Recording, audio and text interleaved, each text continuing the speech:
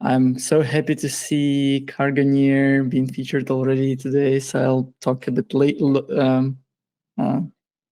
less about it, and I will spare some time for other updates. Just from the get-go, I want to mention that we have a lot of nice, cool features over there.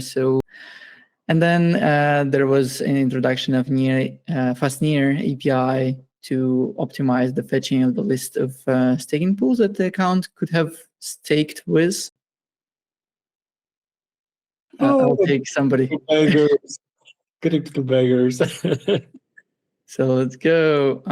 Send near was the receiver account ID. This one.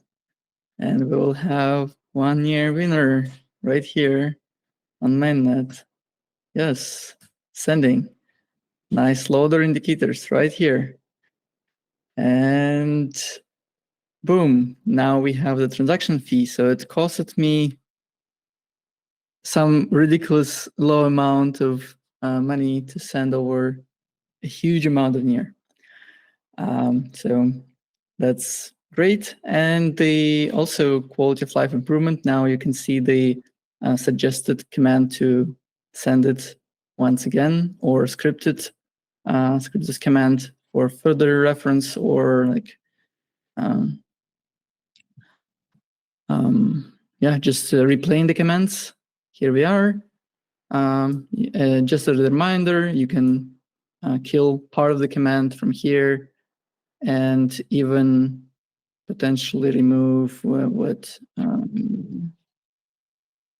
we can remove this part, and we'll only ask for the small details that you need to fill out, and keep going without asking the initial actions. So we can nicely use this mode of mixed interactive and prescripted command.